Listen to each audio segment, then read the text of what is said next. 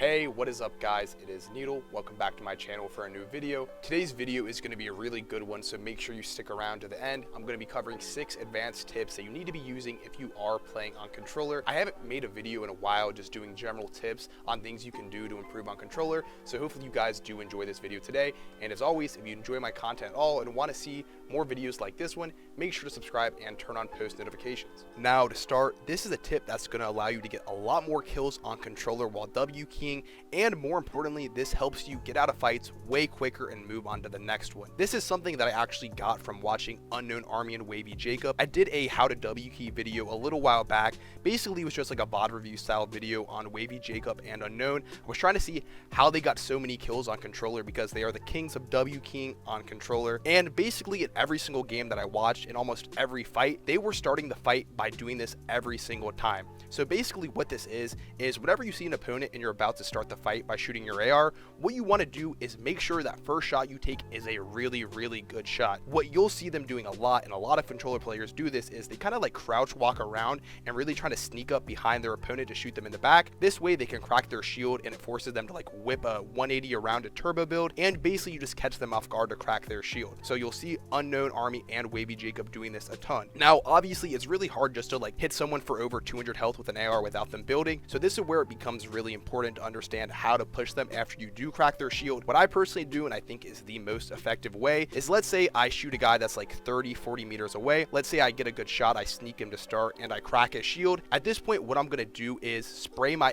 AR and my SMG at them while I am running towards them. What this does is forces them to kind of keep boxing up and using their mats instead of putting their heals on. Obviously, if you crack someone for over 100, you crack their shield, and then you let them box up, it's going to be a pretty tough fight when you get there. But when you can manage to crack their shield and keep spraying while you're pushing at their box, by the time you get over there to box fight them, they probably won't have healed and you're going to have the advantage in the fight. Kind of goes without saying, but obviously you want to box fight someone that has 100 health compared to having max health. Hopefully you guys can try to do this. Really try to creep up on people and sneak them before you start the fight. It's a really easy way to end fights quick. The next thing I want to talk about is using 360 movement to your full advantage when you're on controller. I'm sure all of you guys understand at this point, when you play on controller and play on thumbsticks, you do have a little bit of an advantage when it comes to your movement. Obviously you have more control since you do have thumbsticks compared to just WASD, but what a lot of the top controller players do is they use their 360 movement to get more information. So a lot of the times when I'm like running into zone and I'm kind of like scared on my surroundings, if I don't know people are around me, if they're like up a hill or they're just nearby, what I'll do is start like running sideways and use my 360 movement to not only run straight but fully check my side and check all my angles. That's one way I use it, and this also kind of goes hand in hand with this pretty wicked kind of like side ramp that you can do at people. So basically you'll be like running straight but looking to the side and kind of like tarping them off and ramping them off. It's something that I use a lot in competitive when I'm trying to rotate in. If someone is spraying at me and I'm still trying to make in the zone, I'll do this really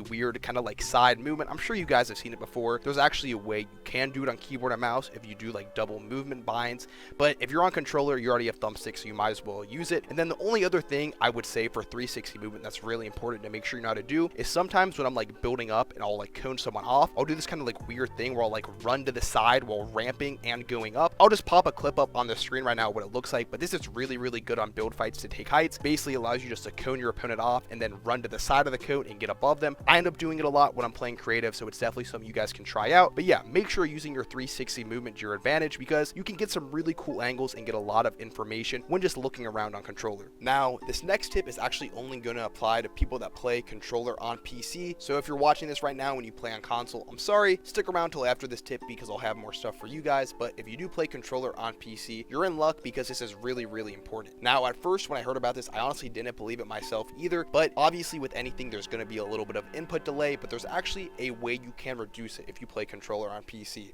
Now, I'll pop this graph up on the screen right now. I think they did this test for Rocket League and they just tested a whole bunch of different controllers to see which ones were the most responsive and which ones were the slowest. Now, they did test like PS3 controllers and Xbox 360 controllers on this for whatever reason, but for the sake of this, since it's Fortnite, I'm only going to cover PS4 controllers and Xbox One controllers. Now, when looking at the graph, you'll notice that the fastest thing that you could use is going to be a Bluetooth PS4 controller for whatever reason, and then after that at 6.9 milliseconds is an Xbox One controller, whether it's wired or Bluetooth, and then the slowest response time is actually going to be a PS4 controller that is plugged in. Now, at first, I was pretty confused by these results myself. I don't get it. I really don't understand why, but for whatever reason, a Bluetooth PS4 controller is going to be more responsive than a wired PS4 controller is. And I can attest to this myself. If you guys want to try it out, feel free to. If your computer like mine just doesn't come with Bluetooth set up, what you can do is buy a little Bluetooth adapter off Amazon. It's like 10-15 bucks. It's really not that expensive. I did this myself and ordered one and tried it out. And wow, all I gotta say, the difference is night and day in your builds and edits. I mean, it is a pretty big difference going from 2 millisecond response time coming from 10 millisecond response time on a wired controller. So the results are there. It's gonna feel a lot more responsive and a lot snappier. So if you do play controller on PC, look into getting a Bluetooth adapter because it is gonna help you a lot when it comes to playing in game. This is also a little bonus tip just because I wanted to give credit to my boy Savvy because this is where I got this information from to begin with. But there is also a way that you can get your own custom shotgun bind on Fortnite. Sounds pretty crazy, but it does work. I set it up to get it on my X on my PS4 controller, and it does work very well. Although I don't know if this is like considered cheating at all, or I don't know if it's considered a macro or whatever it is. I don't use it anymore, but it does work. So if you guys want to try it out, I'll link the video down in the description. But yeah, there's a way you can get your own custom shotgun bind on your controller if you do play on PC. I'll link it down below. Next up, I wanted to talk about console competitive and what they've recently done by splitting console and PC into their own separate tournaments. Now, I told my console guys I got you, but this necessarily isn't like a tip that you can just take and run with, just something that I wanted to make sure I mentioned in the video because I know I got a lot of people that watch my videos that are on console and are really good on console. So if you guys didn't see, as of recently with the new FNCS, which is just the Fortnite Championship Series, Fortnite has now split FNCS into 2 separate tournaments. There's now a PC only tournament and then a console and mobile tournament for FNCS. This means that console and PC get the exact same prize pool now for competitive, which also means there are way less players that play on console than they do on PC. So if you guys look at the numbers, there's just way less people that play on console. So the amount of points you need to qualify to get into these tournaments and to end up making money in these tournaments is way lower than it is on PC. I just want to put this out there. If there's anyone that wanted to ever get into competitive on console, now is the time, since they separated FNCS into console and PC into separate tournaments. So if you are on console and you are pretty nasty, feel free to try it out. There's tournaments that happen almost every day on Fortnite. Go in there and try it out. Try your best to get as many points as you can. And if it's something that you do want to actually end up taking more seriously and want to get better at, there's a ton of informational videos out there on YouTube alone that you can find. My suggestion would be to watch Balla TW. He makes a ton of great competitive content. Anyone that watches his videos would also tell you the same thing. He's the best out there for competitive, so make sure to check him out if you're looking to get better at competitive. And if you guys want to see me make more videos on competitive, how to do better late game, how to even make it to late game, let me know down in the comments section. That's something I definitely could do for you guys. Now for these next 2 tips, they're going to kind of get lumped together and kind of mesh, so I'm going to try my best to explain this in a way that makes sense to everyone. But